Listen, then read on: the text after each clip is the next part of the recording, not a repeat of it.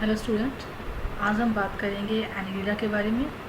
ये BSc first year का paper second higher invertebrates का पेपर है, जिसकी फर्स्ट यूनिट का ये टॉपिक है। तो आज हम बात करेंगे एनिलिडा के जनरल कैरेक्टरिस्टिक्स की, यानी इस फाइलम के जो सामान्य लक्षण होते हैं वो क्या क्या होते हैं। तो अगर हम डेफिनेशन की बात करें तो जो शब्द एनिलिडा है वो बना है लैटिन वर्ड एन्युलस से, जिसका मतलब होता है लिटिल रिंग। आप लोगों ने अर्थ फॉर्म तो देखा ही होगा। तो उसकी बॉडी पे हमें ऐसा लगता है कि इससे पूरी बॉडी में छोटे छोटे छल्ले या रिंग्स बने हुए हैं। तो इस तरह के इस फाइलम के जितने भी मेंबर्स होते हैं उनकी बॉडी एक्सटर्नली देखने पर छोटे छोटे रिंग्स से मिलकर बनी हुई लगती है। तो इसी रिंग्स की प्रेजेंस की वजह से इस फाइलम का नाम एनिलिडा पड़ा है। इस फाइलम के अंतर्गत लगभग 1200 स्पीशीज़ आती हैं, जिन्हें 3 क्लासेस के अंदर डिवाइड किया जाता है। ये क्लासेस हैं पॉलीकीटा, ओलिगोकिड्स और हिरुडीनिया। और ये अगर हम वर्म्स की या कृमियों की बात करें तो ये कृमियों के जितने भी डिफरेंट फाइलर्स के अंदर अलग अलग कृमि पाए जाते हैं, उनमें से ये सबसे एडवांस टाइप के कृमि माने जाते हैं। तो अब बात करते हैं एनिलिडा फाइलम के जनरल कैरेक्टर्स की। तो जनरल कैरेक्टर्स की जब भी हम बात करते हैं, हम शुरुआत करते हैं कि वो एनिमल पाया कहाँ जाता है, यानी उसका हैबिटेट क्या है। तो अगर हम बात करें एनिलिडा की तो ये कॉस्मोपॉलिटन डिस्ट्रीब्यूशन शो करते हैं, यानी पूरी दुनिया में पाए जाते हैं। और ये एक्वेटिक और टेरेस्ट्रियल दोनों तरह के वातावरण में मिलते हैं। एक्वेटिक वातावरण की बात करें तो ये मेराइन और फ्रेश वाटर दोनों तरह के हैबिटेट में मिलते हैं। जैसे हम जानते हैं कि निरीज़ है वो पानी में पाया जाता है, ठीक है। और अगर हम अर्थवॉर्म की बात करें तो वो मिट्टी में रहता है। अगर हम लीच की बात करें तो वो पॉन्ड्स वगैरह के अंदर मिलती हैं। तो ये हर तरह के इन्वायरमेंट में, यानी फ्रेश वाटर, मेराइन वाटर और टेरेस्ट्रियल, तीनों तरह के हैबिटेट में एनिलिडा के मेंबर्स जो हैं वो पाए जाते हैं। नेक्स्ट आता है हैबिट, यानी जिस एनवायरनमेंट में ये पाए जाते हैं उसमें ये रहते किस तरीके से। तो ये बोरोइंग नेचर के भी हो सकते हैं, यानी ज़मीन के अंदर बिल खोद कर भी रह सकते हैं। ये अपनी बॉडी के सिक्रीशन से कुछ ट्यूब्स की फॉर्मेशन करते हैं, उन ट्यूब्स के अंदर भी रह सकते हैं। यानी ये सेडेंट्री और फ्री लिविंग दोनों नेचर के होते हैं। सेडेंट्री मतलब किसी आधार से जुड़ा होना, जिसमें कि ये मुक्त रूप से इधर उधर घूम नहीं सकते। तो इसके जो मेंबर्स होते हैं वो सेडेंट्री नेचर भी शो करते हैं और फ्री लिविंग नेचर भी शो करते हैं। इसके अलावा ये कॉमेंसलम, यानी एक दूसरे के साथ यानी ग्रुप में रहना, और साथ ही साथ पैरासिटिक नेचर, यानी परजीवी प्रकार के भी होते हैं। परजीवी का एग्जाम्पल हम जानते ही हैं कि जोंक जो है वो एक पैरासाइट है, एक्टोपैरासाइट। नेक्स्ट अगर हम कैरेक्टर्स के ऊपर जाएं तो नेक्स्ट कैरेक्टर आता है लेवल ऑफ ऑर्गेनाइजेशन, यानी ये जीव है वो किस स्तर का है। अगर हम जीवों के स्तर की बात करें तो स्टार्टिंग फ्रॉम प्रोटोजोआ, वहाँ पे हम प्रोटोप्लाज्मिक ग्रेड ऑफ ऑर्गेनाइजेशन लेते हैं, यानी जीव जो है वो प्रोटोप्लाज्म से बना हुआ है। फिर हम पैराजोआ या फिर पॉरीफेरा वगैरह के अंदर आते हैं तो हम कहते हैं कि वो सेल से मिल के बना हुआ है। तो ऐसे बढ़ते बढ़ते जैसे जैसे हम क्लासिफिकेशन में हायर फाइला की ओर जाते हैं, लेवल ऑफ ऑर्गेनाइजेशन जो है वो बढ़ता जाता है। तो यहाँ पे अगर हम एनिलिडा की बात करें तो organ system grade of body organisation पाया जाता है, यानी इसकी बॉडी के अंदर ऑर्गन्स भी पाए जाते हैं और कई ऑर्गन्स मिलकर डिफरेंट सिस्टम, जैसे कि रिप्रोडक्टिव सिस्टम है, रेस्पिरेटरी सिस्टम है, सर्कुलेटरी सिस्टम है, इस तरह के सिस्टम्स की फॉर्मेशन करते हैं। बात करें सिमेट्री की तो ये बायलेटरल सिमेट्री शो करते हैं, यानी इसकी बॉडी में सिर्फ एक ही ऐसा प्लेन है जिससे अगर हम इनको कट करें तो हमें 2 मिरर इमेजेस मिलती हैं। नेक्स्ट आता है इसका एक्सटर्नल अपीयरेंस में बॉडी वॉल। इसकी कंप्लीट बॉडी जो होती है वो क्यूटिकल से कवर रहती है एनिलिडा के मेंबर्स की, और इस क्यूटिकल का जो सिक्रीशन है क्यूटिकल के जस्ट नीचे प्रेजेंट जो एपिडर्मिस लेयर होती है उसके द्वारा किया जाता है। इसके अलावा बॉडी वॉल के अंदर डिफरेंट है मसल्स भी पाई जाती हैं, यानी सर्कुलर और लॉन्गिट्यूडिनल मसल्स होती हैं। सर्कुलर मसल्स जो होती हैं मोटाई को बढ़ाने या घटाने का काम, और लॉन्गिट्यूडिनल मसल्स जो होती हैं लंबाई को बढ़ाने या घटाने का काम करती हैं। फिर आता है इसके जो नेक्स्ट कैरेक्टर है एनिलिडा का, वो है इनकी बॉडी सेगमेंटेड होती है। हमने पहले ही कहा था एनुलर, जो इसका नाम है एनिलिडा वो एनुलस से बना है, यानी छोटे छोटे रिंग्स। तो एनिलिडा के मेंबर्स की कंप्लीट बॉडी जो होती है वो छोटे छोटे सेगमेंट्स के अंदर डिवाइड होती है, और ये सेगमेंटेशन जो होता है सिर्फ एक्सटर्नल नहीं बल्कि इंटरनल भी होता है। यानी अगर हम इसकी बॉडी को ओपन करें तो अंदर से भी हमें पूरी बॉडी जो है छोटे छोटे चैम्बर्स के अंदर डिवाइड नज़र आती है, और इन चैम्बर्स को हम मेटामेयर्स कहते हैं। फिर आता है कि इनकी बॉडी जो है वो ट्रिप्लोब्लास्टिक होती है। अब ट्रिप्लोब्लास्टिक शब्द का मतलब क्या है कि जो हमारी बॉडी के जितने भी ऑर्गन्स होते हैं वो 3 जर्म लेयर्स से बनते हैं, यानी हमारे पास 3 तरह की जर्म लेयर्स होती हैं, एक्टोडर्म, मेसोडर्म और एंडोडर्म।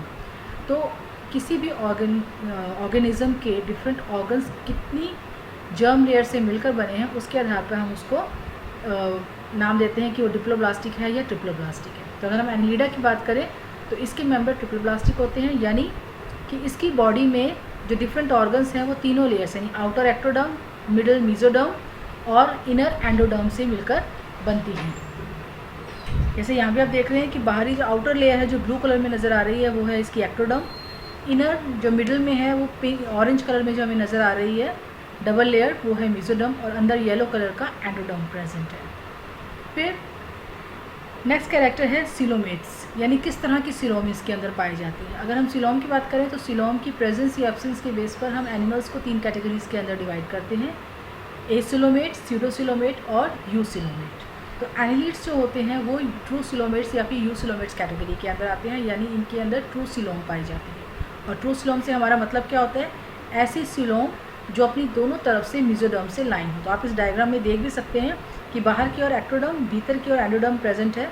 इसके बीच में जो कैविटी है वो दोनों तरफ से येलो कलर की मेसोडर्म से लाइंड है।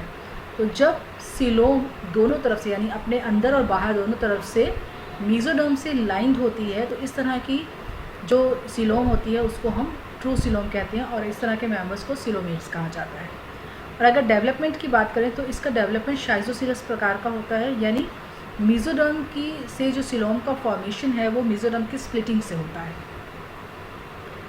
और इसके अलावा एनिलिड के मेंबर्स के अंदर ये जो कंप्लीट सिलोम होती है वो एक कंटिन्यूस स्ट्रक्चर ना होकर छोटे छोटे कंपार्टमेंट्स के अंदर डिवाइड होती है, और इनको जो डिवाइडेशन है वो सेप्टा के थ्रू होता है। और साथ ही साथ इसके अंदर जो फ्लूइड भरा रहता है जिसको हम सिलोमिक फ्लूइड कहते हैं, यानी सिलोमिक कैविटी के अंदर जो फ्लूइड भरा होता है उसको हम सिलोमिक फ्लूइड कहते हैं। और ये सिलोमिक फ्लूइड जो होता है वो हाइड्रोस्टैटिक स्केलेटन की फॉर्मेशन करता है जो इसकी बॉडी स्ट्रक्चर को मेंटेन करता है और साथ ही साथ इसको लोकोमोशन में भी हेल्प करता है।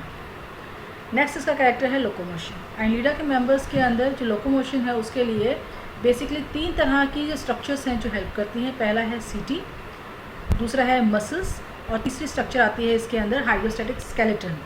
सीटी की अगर हम बात करें तो पूरी कंप्लीट बॉडी के ऊपर छोटे छोटे हेयर लाइक प्रोजेक्शंस प्रेजेंट होते हैं जो कई बार स्ट्रक्चर में सॉफ्ट लेकिन ज़्यादातर जो है काइटिन की बनी हुई स्ट्रक्चर होती है, इसलिए हार्ड स्ट्रक्चर्स होती हैं और ये ज़मीन को धंस जाती है, ज़मीन में धंस के उसको पकड़ने का काम करती है। तो लोकोमोशन के अंदर इसको हेल्प मिलती है। इसके अलावा 2 तरह की मसल्स पाई जाती हैं, लॉन्गिट्यूडिनल मसल्स और सर्कुलर मसल्स। लॉन्गिट्यूडिनल मसल्स जो होती हैं लंबाई को कम या ज़्यादा करने का काम, और सर्कुलर मसल्स जो होती हैं मोटाई को कम या ज़्यादा करने का काम करती हैं।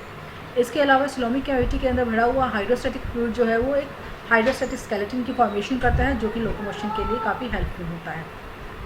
नेक्स्ट है मूवमेंट। 3 तरह की मूवमेंट पाई जाती है, बोरोइंग मूवमेंट है, क्रॉलिंग है और इसी के साथ साथ स्विमिंग है।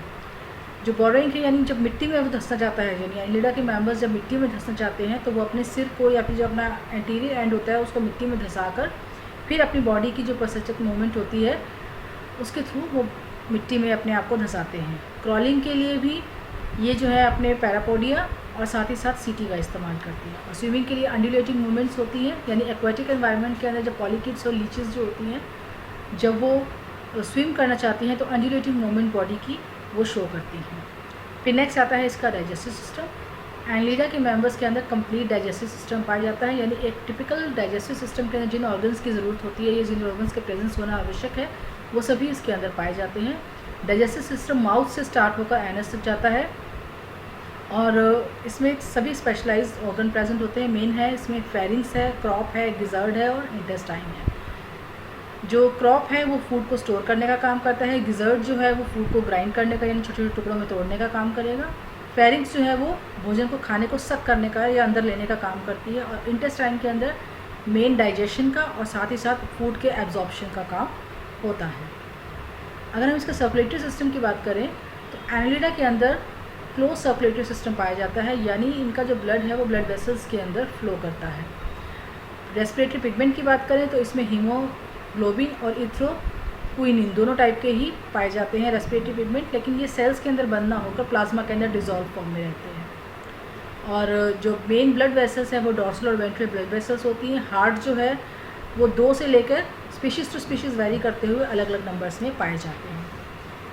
अगर हम बात करें एनिलिडा में रेस्पिरेशन की तो रेस्पिरेशन के लिए कोई खास रेस्पिरेटरी ऑर्गन्स प्रेजेंट नहीं होते। जनरल बॉडी सरफेस जो कि काफ़ी मॉइस्ट होता है बॉडी म्यूकस की प्रेजेंस की वजह से, उसी में डिफ्यूजन के थ्रू इसके अंदर रेस्पिरेशन होता है। नेक्स्ट आता है एनिलिडा में एक्सक्रीशन। एनिलिडा में एक्सक्रीशन के लिए पर सेगमेंट के अकॉर्डिंग मेटानेफ्रीडिया जो हैं वो अरेंज होते हैं, यानी हर पूरी कंप्लीट बॉडी होती है वो छोटे छोटे रिंग्स या सेगमेंट्स के अंदर डिवाइड होती है, इनको मेटामर्स कहते हैं। तो हर एक सेगमेंट के अंदर मेटानेफ्रीडिया प्रेजेंट होते हैं, जो कि बॉडी कैविटी में तो नेफ्रोस्टोम से और बॉडी के बाहर जो है वो नेफ्रीडियोपोर्स के थ्रू खुलते हैं, और इन्हीं नेफ्रीडियोपोर्स के थ्रू बॉडी से एक्सक्रीट किया जाता है एक्सक्रीटरी मटीरियल को। नर्वस सिस्टम की बात करें तो एक सिंपल नर्वस सिस्टम प्रेजेंट होता है, जो कि एक नर्व रिंग और वेंट्रल नर्व कॉर्ड का बना होता है। नर्व रिंग जो है इसके ब्रेन की फॉर्मेशन करती है, और नर्व रिंग जो है वो इसके वेंट्रल सरफेस पर पूरी लंबाई में पाई जाती है, और प्रत्येक सेगमेंट के अंदर इस नर्व रिंग से गैंग्लियास की फॉर्मेशन होती है, और इनसे डिफरेंट नर्व्स निकलती है जो डिफरेंट रिस्पेक्टिव ऑर्गन्स को जाती है। सेंस ऑर्गन्स की बात करें तो एनिलिडा के मेंबर्स में इनके एनवायरनमेंट और इनकी नीड के अकॉर्डिंग डिफरेंट टाइप के सेंस ऑर्गन्स पाए जाते हैं, जैसे आइज़ हैं, tactile organ, chemo receptors, taste buds, statocyst, photo receptors etcetera. Next आता है इसके अंदर रिप्रोडक्शन। जो एनिलिडा के मेंबर्स हैं वो मोनेशियस यानी हर्माफ्रोडाइट और डायशियस दोनों नेचर के होते हैं, यानी इनमें मेल फीमेल एक में भी हो सकता है और अलग अलग भी हो सकते हैं। और फर्टिलाइजेशन जो होता है वो इंटरनल और एक्सटर्नल दोनों टाइप का होता है। अगर हम मोनेशियस एनिमल्स की बात करें तो डेवलपमेंट उनमें जो है डायरेक्ट प्रकार का होगा, यानी उनमें लार्वल फॉर्म नहीं पाई जाएगी, जबकि डायशियस मेंबर्स के अंदर लार्वल फॉर्म जो है वो प्रेजेंट होती है। लार्वा जो होता है वो एक फ्री स्विमिंग ट्रोकोफोर लार्वा होता है, जो कि इनडायरेक्ट डेवलपमेंट के दौरान इसके अंदर बनता है।